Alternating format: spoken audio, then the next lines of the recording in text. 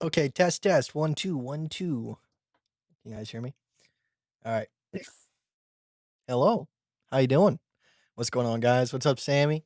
Curiosity. No raffle today. Not today. Not today. Like I said, it's gonna be either weekly or bi-weekly. It depends on how many people sign up for the Bybit affiliate, all that good stuff.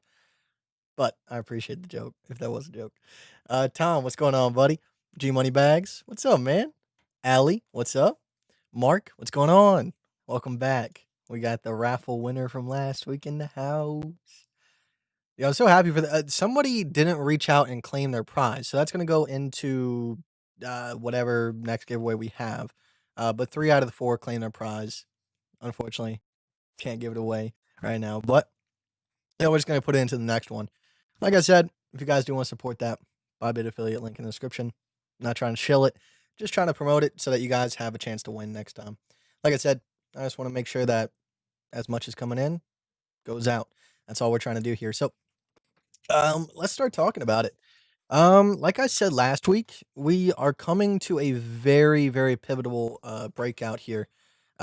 So what I did was is I took the wicks off, just given the average trend lines from kind of like the monthly perspective here. So if we look at this, coming all the way back here, I know a lot of people like to draw lines as if they are directly above or underneath price action. But what I did here was I went through and kind of organized it out so that we could see starting back here. Okay, just making sure you guys can see it. All right. We can see how it kind of crosses above and below this trend line a couple different times. So this trend line is not a definitive support or resistance. It kind of acts as both. This could also be seen as the logarithmic curve almost. I know it's not a curve. It's just a straight diagonal line. But what I'm trying to say here is that we are still sitting above this line. So a lot of people in the Telegram specifically have been asking me, why am I not taking shorts? Because first off, I'm trying to practice a different type of approach. You know, the whole saying, the herd is wrong 70% of the time. Obviously, there's that 30% left over, but I feel like a lot of people are getting way too bearish, way too quickly in this region right here. I'm just taking a chance here and going for the optimistic perspective. Like I said, I'm not trying to insert an opinion or anything like that. I'm just simply playing the risk versus reward.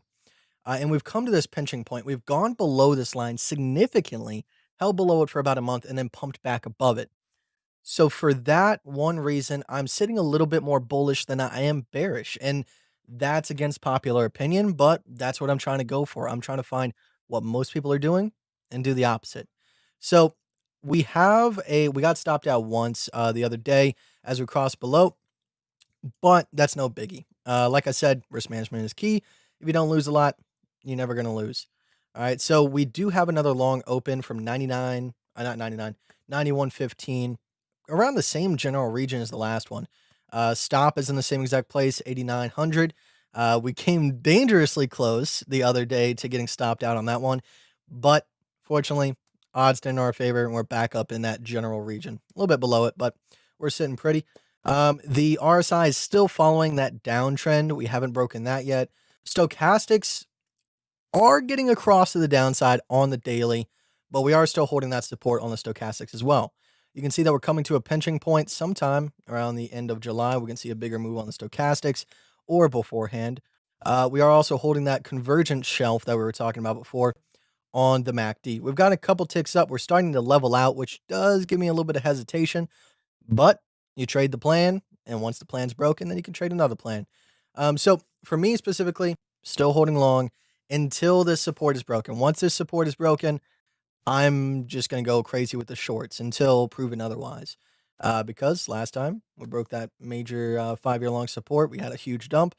Not really expecting the same exact thing, to be honest, but who knows what could happen. I'm just kind of just playing what I see. So that being said, let's go ahead and see what's going on here. Fearless Fly, what's going on, man? Drive Through Crypto, I like that name. What's up, man? Andrew Zappa, what's up? How you doing, man? So, um, we talked about some of the targets last time. What would I be expecting to the downside? What would I be expecting to the upside? The first drop, I would probably expect somewhere around 8,300, maybe 8,600 as a momentary holding point if we did drop below that major support here. But ultimately, I would like to see somewhere around 7,600. That's kind of my aiming point. Obviously, I don't control the market, but if I do want to maintain like a macro bullish stance, we do kind of have to hold the $7,600 region. We do want to see a higher low, or at least on par around like 6,900 to hold that region. If that happens, we could be looking at an inverse head and shoulders on the macro. That would be very, very significant. A lot of people would be looking pretty bullish then. If not, I don't know what's going on people's side in their heads. I mean, it's a basic pattern. But like I said, from my perspective, we dipped below a major support line, held below it for a gentle amount of time, pumped back above. That's why I'm still sitting in a long, despite all of the opinions that are out there calling for lower 2000s. And someone left a comment on my last live stream talking about my Elliott wave count. Like I said, I do have that count that is leading to that $2,000 region. I'm just trying to look at it from every single perspective. There's not a single count that's going to be correct. Um, Obviously, you just do everything you can, find out which one's the most probable. And at the moment, it's not the most probable. It's really not. A lot of people are expecting things to work out systematically and exactly how the books say, and that's not how it's going to happen. It might be, but it's not a probability. So that's why I'm sitting here thinking about what is the likelihood of us pumping here. I just think with all the people being bearish, the whales could see that as an opportunity, maybe for a long squeeze. Just from a general support and resistance uh, perspective, we only have a couple more days until around the 16th, 15th of July for this end of capitulation. And one of two things is going to happen. Either we do break that support and we do see a sizable dump, but if we break this resistance that's holding us down, that's what's been holding us down this entire time. So there could be some fireworks coming up here soon.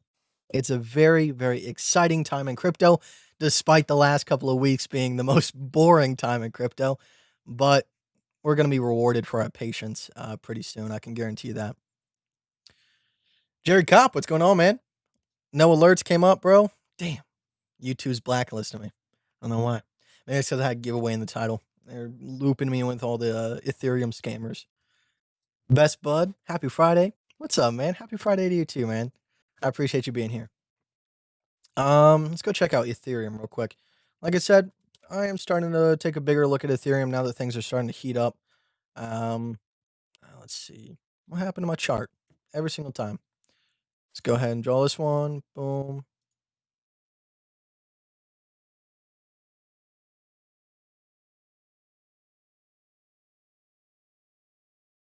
And a little shelf here. So it's it does look a little bit more bearish on Ethereum. It could turn into a descending triangle, but as of right now, to me, it does just look like a classic bull flag. We had the inverse head and shoulders pump up, and we really haven't done any significant high to lows. We've kind of just done this diagonal downwards trend, which leads me to believe that this could be a bull flag leading for a breakout. And obviously, if you don't catch the breakout, just wait. Obviously, I can't guarantee that it will come back down, but more than likely we will come down and retest these trend lines, confirm support to continue moving on. Because with something that significant, I'm sure a lot of people want to see if it holds true. So don't FOMO in if you don't catch that pump, because I can almost guarantee you, as soon as we cross that trend line, people are going to be entering like crazy. A lot of people are getting stopped out, a lot of liquidations, a lot of entries, spot price action coming in. It'll be moving very, very quickly. So just be careful. Don't get caught in the crosshairs. Just wait for your time to enter. Like I said in the last stream, focus on what you can control. Don't focus on what you can't control. And if price action's moving too damn fast, there's nothing you can do about it. Just wait. How, when, and uh, why you enter. That's what we're looking at here. So the only thing that kind of concerns me about Ethereum is there's no significant trend line that I can really see off the bat holding us up. Um, we're just really in this kind of hot spot here.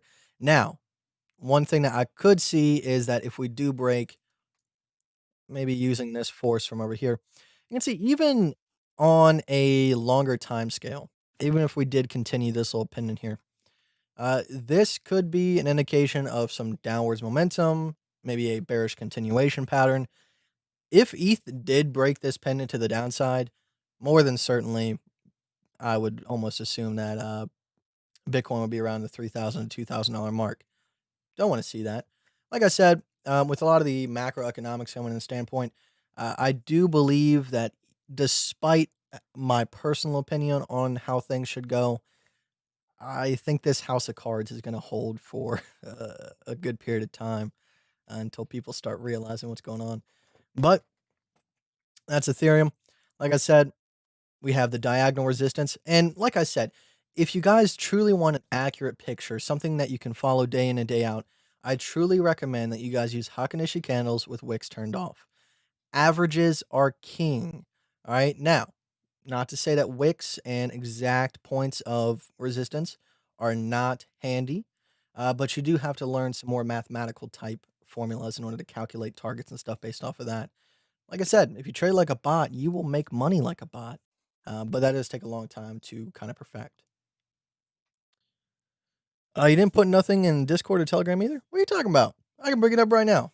30 minutes ago, I said, well, actually, an hour ago, I said, live stream in 1 hour. And then 15 minutes ago, I was like, I'll explain it on live stream in 15 minutes. Your TA is too spicy for YouTube? I guess so. It's too simplistic. They don't want it to be out there.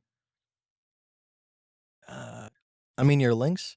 I don't know. I don't feel like even though it's my Telegram, it's not my Discord because that me and Chefs share that. But I still don't feel like posting the links. It kind of feels scummy.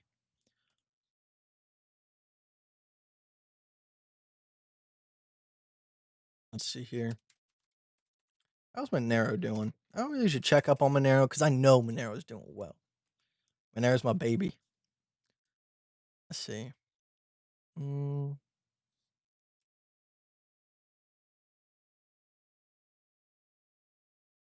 that one. I don't feel comfortable with a line with that one. We're just gonna go with this.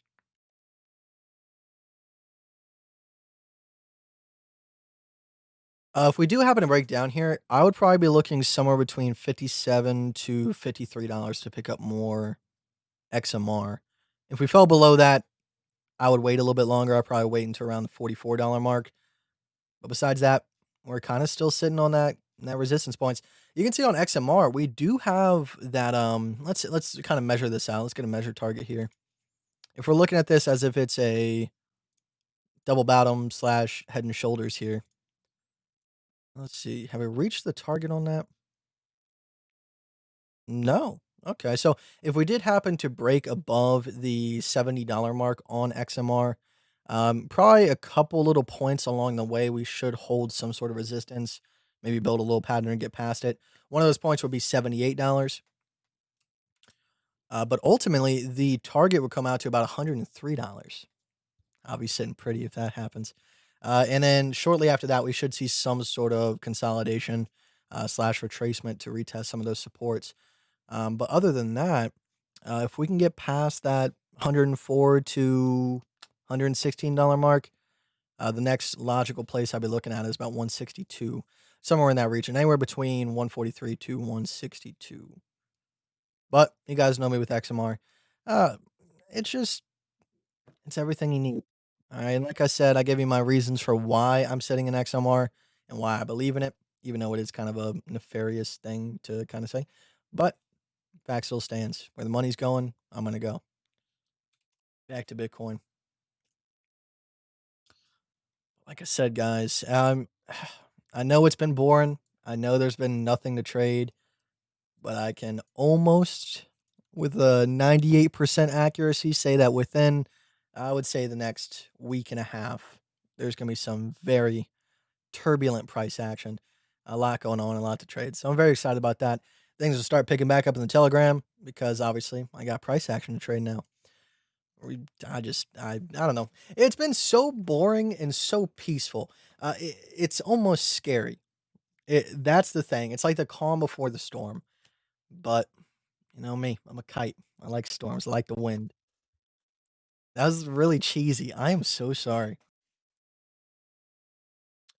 Chainsaw bars. What's going on, man? Cheers, man. Ernesto. Ernesto? Ernesto? Hi, man. How you doing? What's going on? Minus rep. Gerard, what's going on, man?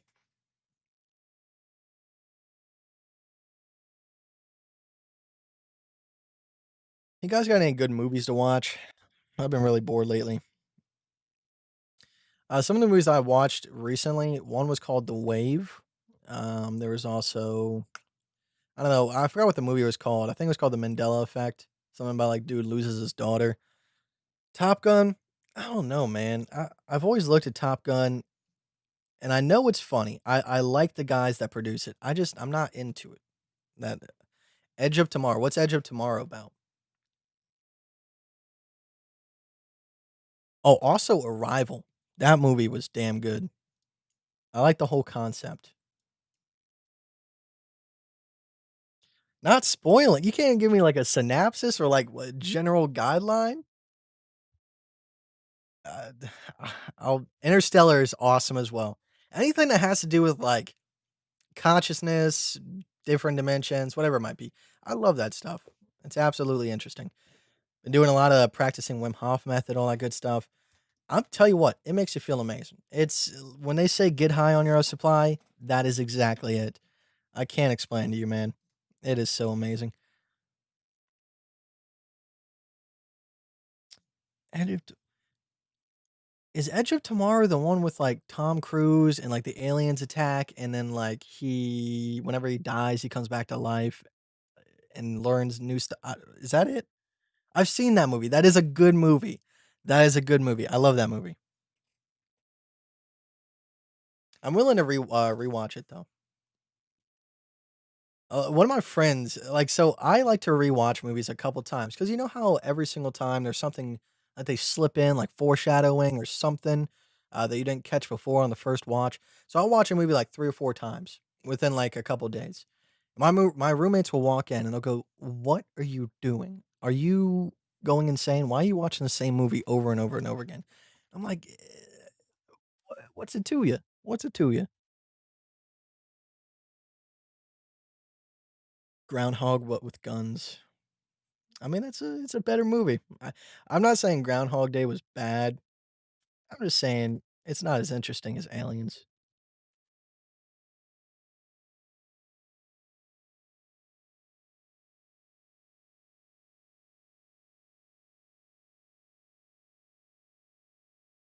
Let's see. Let's go down to the 4 hour real quick. Cause I was taking a look at this earlier. Um, Unfortunately, stochastics don't look too good on the 4 hour.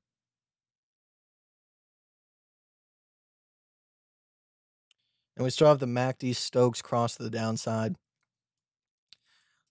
I like so a lot of people when they see stuff cross to the downside or things that aren't looking good for bullishness, look at the things that are bullish. Obviously, I'm not trying to skew a perspective. I'm just saying look at it in a different perspective. Like I said, when I'm looking at particular moves, you have to think about what's being done behind the scenes. What are most people are paying attention to versus what actually could happen. And particularly, like I said, I used the, I believe, 6 hour as an example back when we were pumping. Again and again, we got bearish divergence after bearish divergence, but on the opposite side, it always held as bullish convergence. So to me, when I'm looking at these bearish indicators, I'm also looking at that as a potential way to build bullish momentum. Like I said, it is called momentum oscillators for a reason. Energy does not simply disappear. You can't invalidate a bearish divergence. If the bearish divergence does not work out, that same momentum that was going to be used to the downside has to go to the upside. So that's why, in particular, when you see me talking about the daily chart, you see me talking about this convergence over and over and over again when people typically are only taking longs or shorts based on divergences. But I guarantee you, if you start looking at this from this perspective, you can catch these areas where this momentum is being built and you can get much stronger moves off of convergences rather than divergences. Like I said, it's not always the case, but more often than not, because of the reasons I've stated, how most people see divergences as a means to make a move, the people, if you want to say the people in charge or just how it works out, um, is used to trap those players and put them into losing positions. So that's what I'm trying to practice and preach here. Right here, we have a very, very strong bearish divergence. This is coming off this area here at about 8,800, 8,900, and then it topped out at 9,900. So we have a very, very major bearish divergence. But at the same time, we've been holding bullish convergence this entire time. You can see how some of the bearish divergence got transferred into price action. Obviously, not discounting that. But it should have been much more significant than it has been already. Like I said, once that support breaks, I will be willing to take shorts, but it's too much of a risk at the current point that we're standing. If we're above it, I have to be bullish. If we're below it, I can be bearish. I don't get the bullish convergence part. Understand bearish and uh, bullish divergence and hidden divergences. So, the easiest way or the best analogy I can explain it in is imagine you were throwing, I don't know, a tennis ball, maybe a baseball, because that can still bounce. Imagine you're throwing a ball at a piece of glass. All right, you put 100% of your energy into the ball and throw it against the window. Now, if the window does not break, 25% of that energy gets transferred into the window. It does a little vibration, but then the ball comes flying back at you. It's the transfer and rebound of momentum. So imagine a bearish divergence as someone throwing a ball at a window. And if the opposite side, aka bullish convergence, still occurs, the glass is not broken. Once you see the bullish convergence break, the glass is broken and the momentum can continue into the grandma's house. I don't know what I'm trying to say with that one. Hopefully that cleared it up. Is Tennant out yet? David Tennant? Is David Tennant in jail? 'Cause that would be a really, really good Doctor Who episode. Okay, thanks. How do you look at timing that? So generally I go for the third time's the charm rule. Whenever I'm looking at a bullishly or bearishly diverging RSI or stochastic, i.e., let's say this, I think the 4 hour has a good example of it right here. Okay. So you see how the stochastic is going up and getting continuous bounces at an upwards angle, but the price action is going down. So this is an example of a bull, but you can apply this to the bullish convergence and bearish convergence that we're talking about. But generally, after the second bounce, if you see this opposite momentum, opposite price action occurring, or the bullish divergence or bullish convergence occurring, uh, generally, what I'll start doing is I'll start DCAing longs or shorts along the second bounce to the third bounce. If you want to wait for the third bounce, you can do that as well. Uh, get you a better entry, a better average price. Uh, but I can't guarantee that every single time it's going to be a third bounce and then blast off or dump. But that's the general rule that I follow.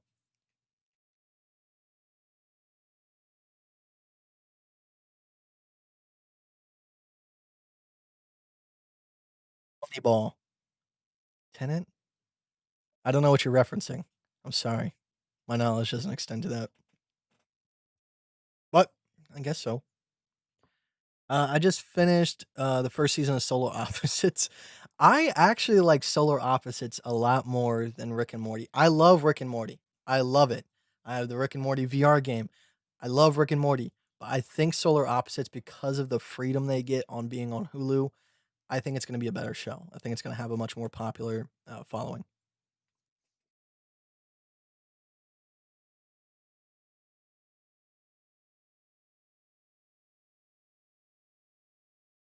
Inception's too real. All right.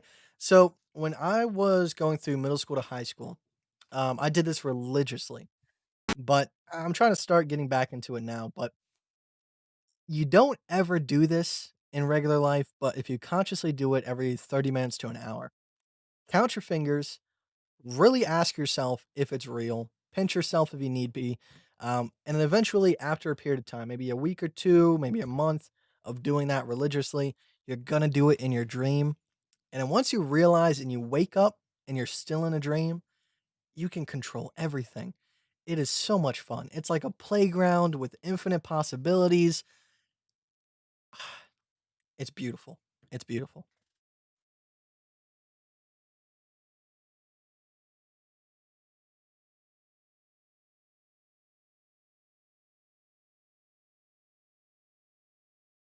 Um, is that the one where people had time?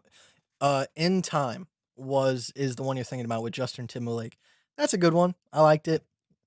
I don't know. A lot of these movies that have these cool concepts, they're always like an hour and 30 minutes. I don't know, man. I wish it would suck, but it would also be awesome for every single movie to be as long as Benjamin Button because that movie is crazy long. I remember being a kid and we were in the movie theater. My mom went to go watch Benjamin Button. Uh, and I got bored, so I just started walking around, going into different things like Shrek or whatever was out at the time. I watched 3 kids movies by the time Benjamin Button was, like, 75% done. Ridiculous movie time.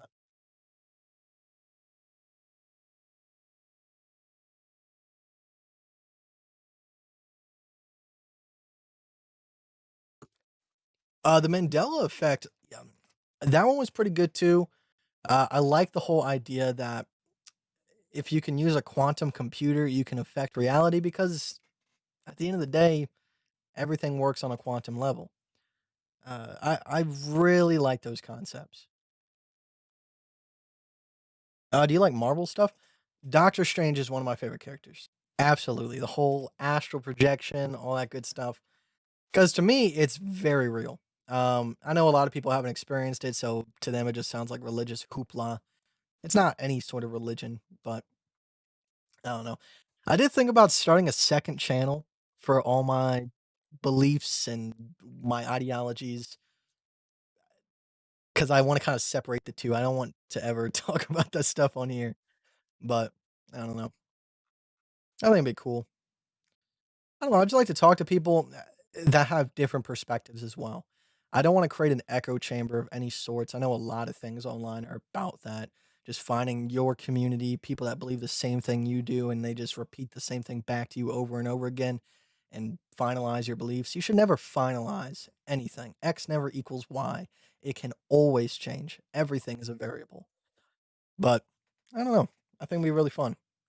If we hit 14K, what's your target for retracement? So my whole thing is based off the targets that I have. If we do break out of this first one, i.e., if we completed wave one and wave two of I believe the fourth wave, I believe so, because we're still in the XY. But I would be targeting somewhere around 11,500 to 11,700 at first. If we get past that, we should see 14K at some point, if not 13K.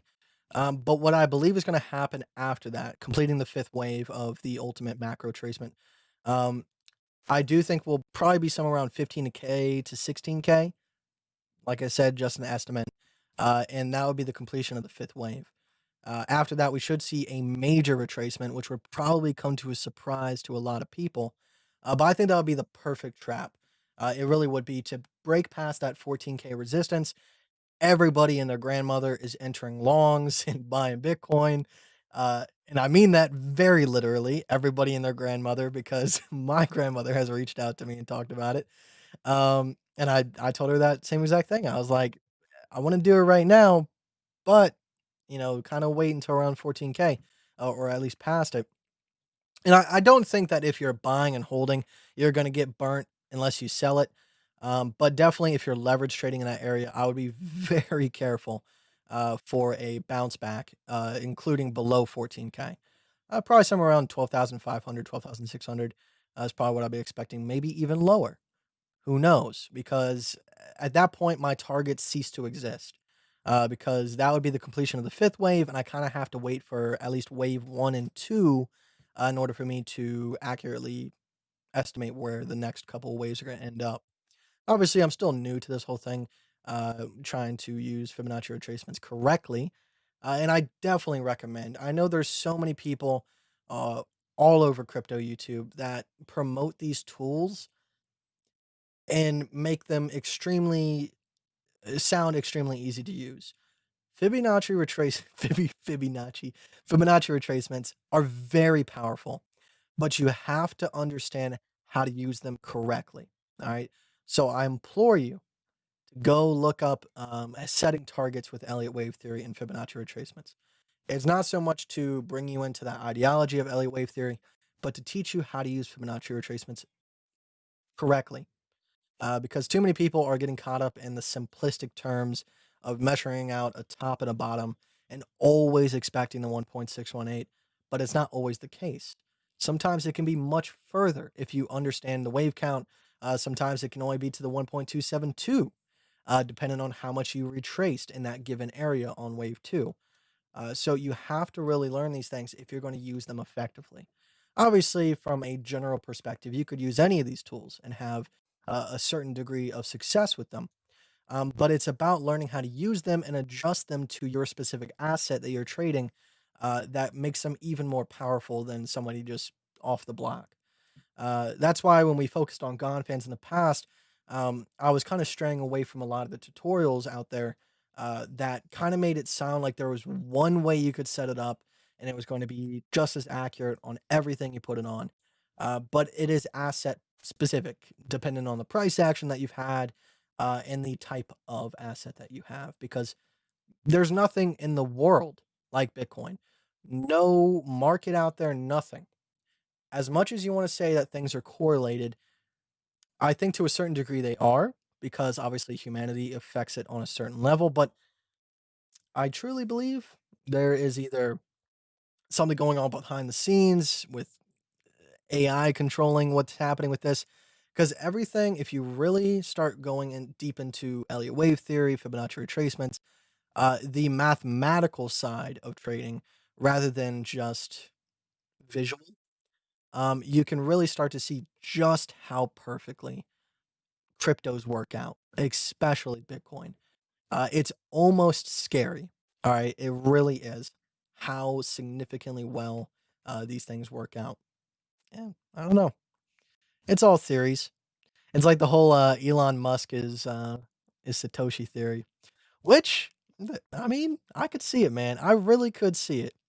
I mean, come on, why would you give up PayPal if there wasn't a specific reason? I think he created PayPal. He understand that that was the way, that was the future, but the currencies involved were not going to work out in the end. So, I mean, what else are you going to do? You going to create Bitcoin? I know I would. I know I couldn't, but I know I would if I could. I don't know. I think it's just fun. She'll never admit it. Any recommendation on educational material someone can get into to get better TA? Alternatively, where did you start when you started your journey in trading Bitcoin? I could never stop recommending this. All right. This is hands down the best place for you to learn the basics and more advanced technical analysis skills for a very acceptable price. Crypto Bitcoin Chris, also known as Crypto Revolutions. He, he's a very good dude. I've talked to him personally. I can recommend him wholeheartedly. When I first started trading Bitcoin, he was one of the first channels that I ever put my time and money into to really sit down and watch. He offers a Patreon for $60 a month. It's also a call group, very educational charts that he puts up, as well as that he gives you access to his personal YouTube channel, as personal, but his private YouTube channel, where you can see all those videos, starting from the most basic things to the most advanced things, going all through, how to set up your charts for success, risk management, how to use Fibonacci retracements as well, albeit it's a very beginner level, but that's what you're looking for if you are just starting out.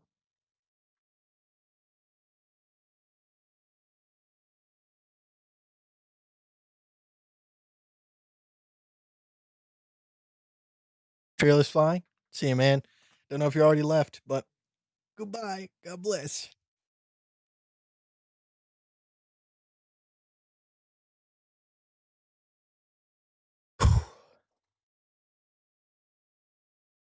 Anybody in the chat ever do Wim Hof? And if so, like, what is your experience with it? Have you, gotten to 12, 15 rounds?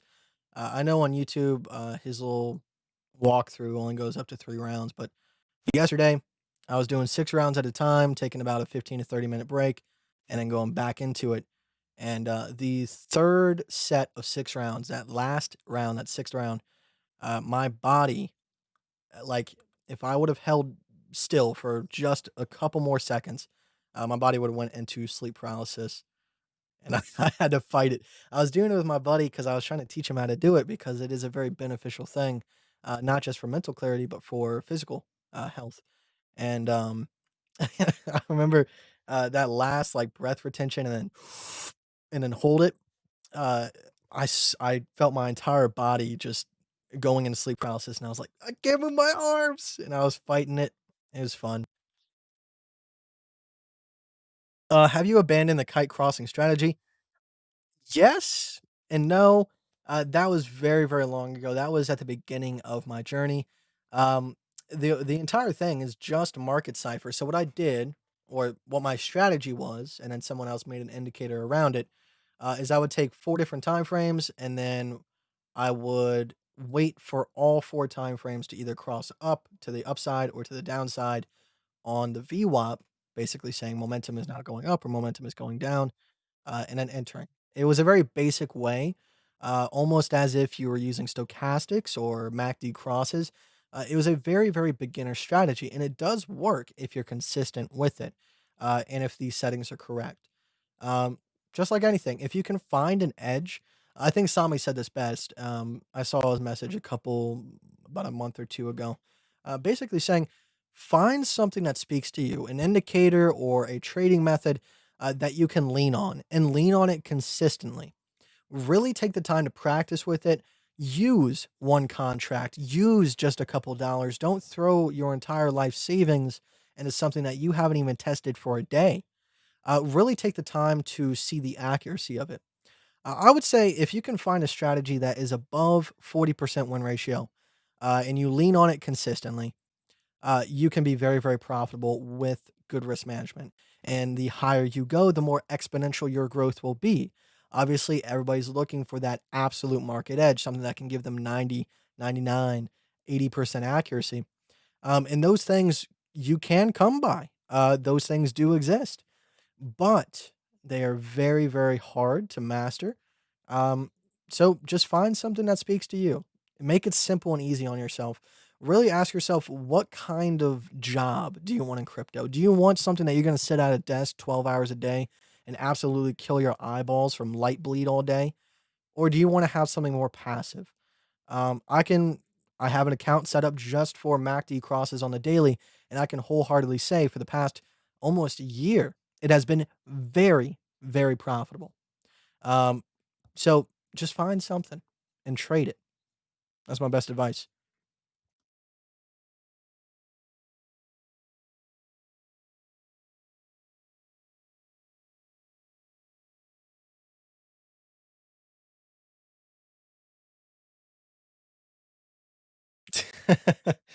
Yeah, like I don't know. Ever since I was about 13 years old, I've been experimenting with keeping my consciousness awake and allowing my body to put itself into sleep. Obviously, I didn't have Wim Hof when I was at that age. I kind of just had to let it do it. My favorite thing is I don't know if it's in your head or if it's you're just picking up on something, but that moment where you can hear the vibration of silence. And as a kid, I would get so angry, because you would pick up on it and you would focus on it and would get louder. Um, and as a kid, I guess it's kind of like a muscle to hear that sound. It would fade out gently, and I would be like, "No, come back," because that is the thing that allows you to kind of shift into this other state of consciousness. And it's the most beautiful thing if you can experience it. And like I said, the best way for you to do it is just count your fingers, really ask yourself if you're here, pinch your arm, do that about 30 minutes to an hour, every single hour. And eventually, in your dream, it will happen. And a lot of people like the idea of lucid dreaming because let's just explain it as it is. It's freaking awesome. You have all the superpowers. I remember the first lucid dream I ever had in my life. It was I was walking down my middle school hallway, people walking past me just like a normal day, and I was going up to my locker and I put my coat in. For whatever reason, I counted my fingers, had a six finger coming off of this side right here. I was like, I'm in a dream. And then when I turned around, everybody was gone. Not a single soul. I guess there was no single soul, anyways, except for mine, in that hallway. I'm not afraid to admit it. I threw fireballs into every single classroom. At the time, I was like, school is stupid. But I mean, so many good teachers I've had that really taught me things beyond what they were supposed to. So I truly appreciate the time I spent in school.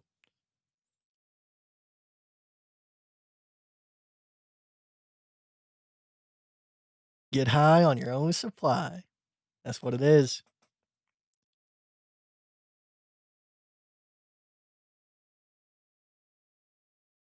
It's a state of try not try. I know that's a stupid thing to say. Try not try. What does that even frickin' mean? But that try not try is meditation. It's just about being in the present moment. And one of the easiest things to do, or like my three-step method, and I kind of practiced this beforehand, but a show called Midnight Gospel definitely set in stone for me that it was a real thing. But essentially, when you're doing whether it's regular meditation, whether you're going to sleep and just trying to keep your consciousness awake, whatever it might be, or doing Wim Hof, try to feel the inside of your body. Start with your hands, try to feel the inside of your hands, move down to your thighs and your legs. Try to feel your entire body at one moment in time consistently. Now go into a state of active listening. People think they listen, they don't. All right. As humans, we have a tendency to, like, let's say we're listening to a song. Right? Either one, we get caught up on a lyric that we really, really liked, and we focus on that for a hot second before moving on into the new part of the song, or we're trying to predict the lyric that comes after what's currently happening. We're always trying to think ahead or behind. We're never in that exact, try to focus on the exact syllable, the exact note of the song as it hits your eardrums instantaneously. Active listening, right? And keep that going consistently for as long as you possibly can. It's a very hard thing to do, but you get better and better and better at it. It's not something that you're going to do instantly. And then next, when we close our eyes, typically it's like a black sheet and we really can't see anything. But after about, I would say, 3 rounds of Wim Hof method, that black sheet of your eyelids turns into kind of like a void, and focus on like staring outwards. Don't try to focus on anything in front of you, any lights or anything. Just stare out as if you're staring out into the stars. And if you can do all three of those things consistently without stopping or giving one method more attention than the other, when you're doing the Wim Hof method, you'll enter this vibrational state. Your hands will start tingling. Uh, you'll start hearing that vibration, that buzzing, and it gets louder and louder every single time you go through the breath retentions. And just let it happen.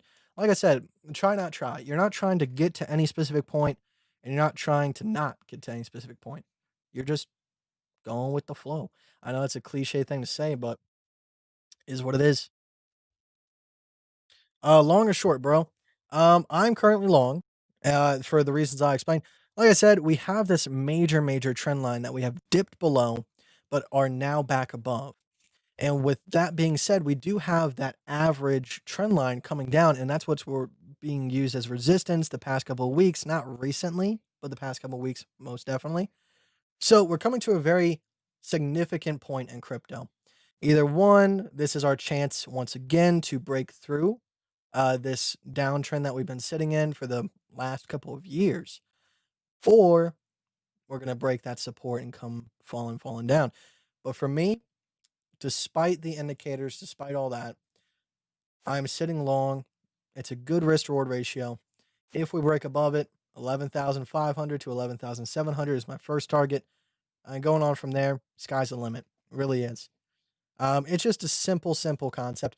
Like I said, I understand people's reasons for being ultra bearish in this region, but for me, it's it's too close. It is too damn close.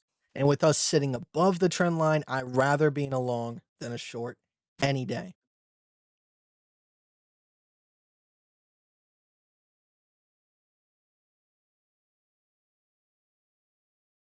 Most definitely. The kaleidoscope is real.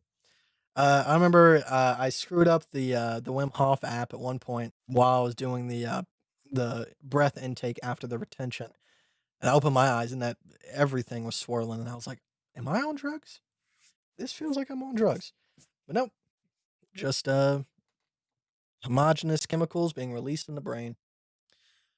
To me, it's the fact I seem to do much more. I'm less likely to play video games and unconstructive stuff. I feel like I wanna accomplish more. It's hard to explain. My brain definitely feels sharper. Absolutely. I think everything's good in moderation. I've heard people talk about how video games are a complete waste of time and they'll kill your dopamine centers. But I mean, I don't necessarily think so. I obviously there's a point where it's an addiction and it can do that. I don't think, you're playing gentle amounts every single, other day might hurt you. But I totally get that feeling. I think we live in a day and age where people are more awake than they were, and especially with this whole coronavirus thing.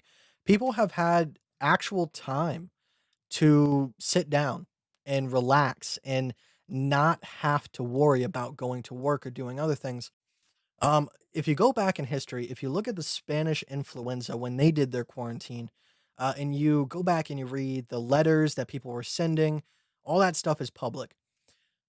It explains the same exact thing that's happening now. People have time to think about what do they want to do with their life? Why are they here? And I think that's causing a awakening. I don't really like that word, but I can't think of anything else to use. And people are uncomfortable, angry, upset with the current condition of everything.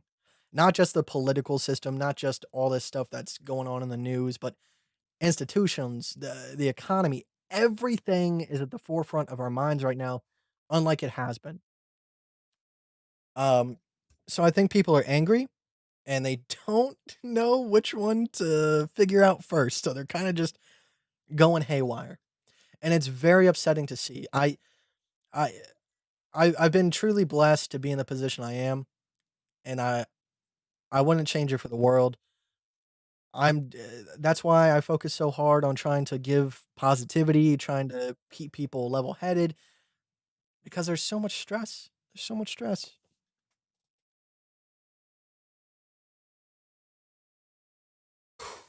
Just breathe. Just breathe.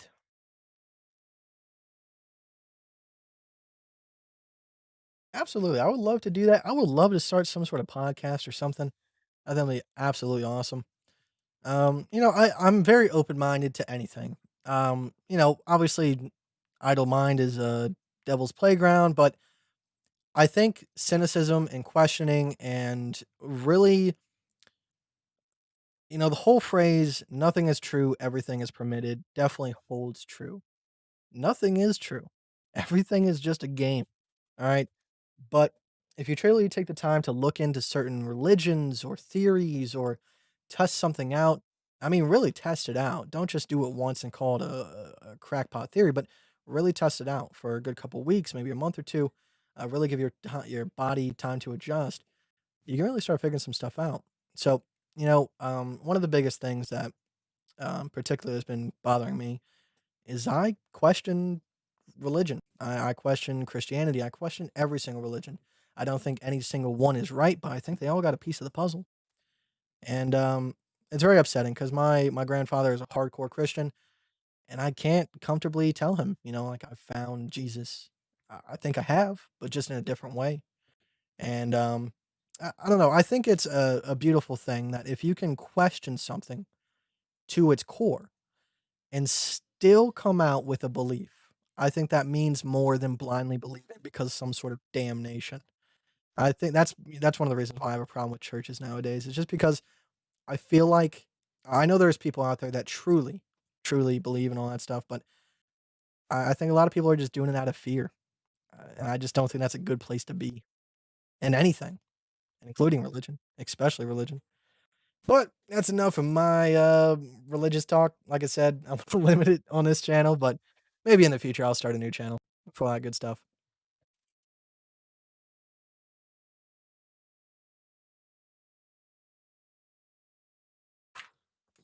All right, guys. With that being said, I appreciate you. Have a good Friday. Have a good weekend. I'll see you guys on Monday. Yeah, let's start saying goodbye.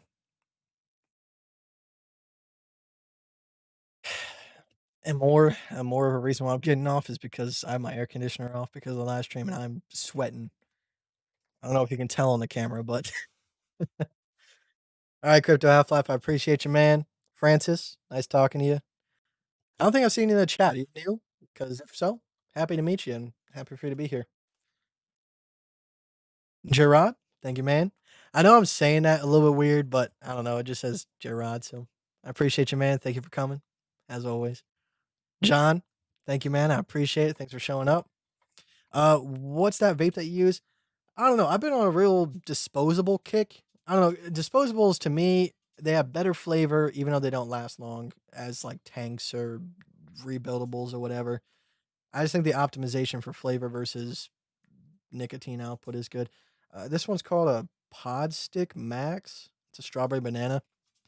I'll tell you what, if you can find a vape shop that has Pod Stick Maxes, get the mango snow cone flavor. That one is the best, hands down.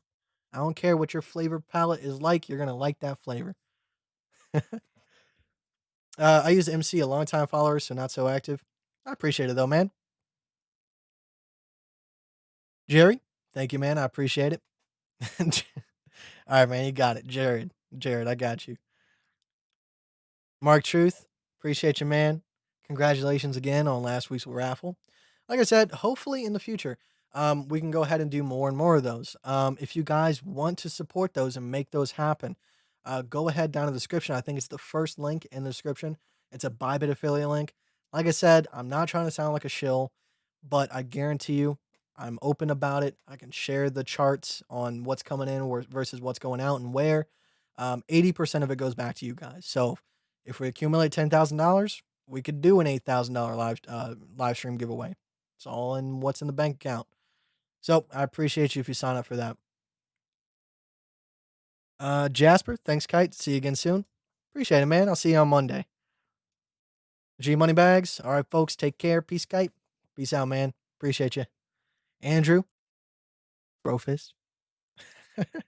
Before you leave, have you ever used a bot for your trades? I get this question a lot.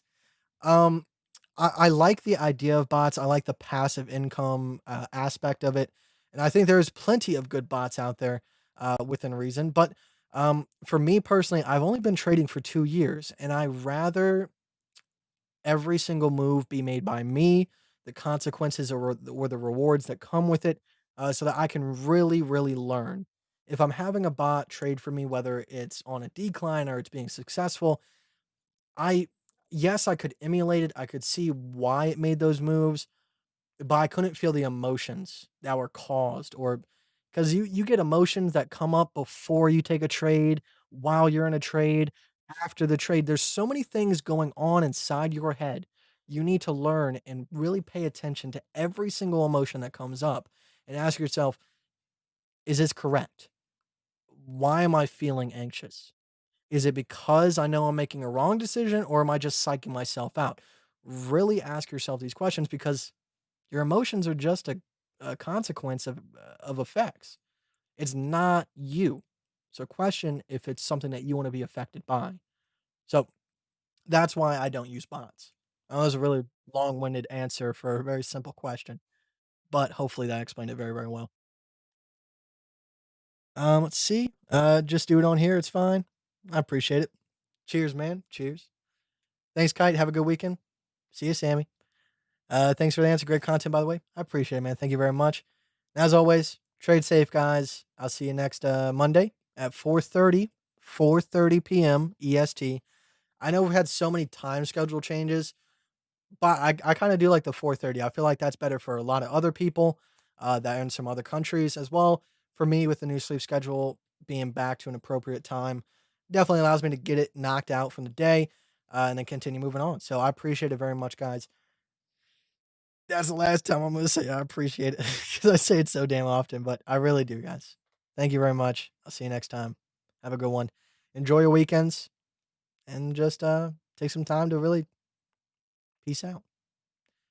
All right.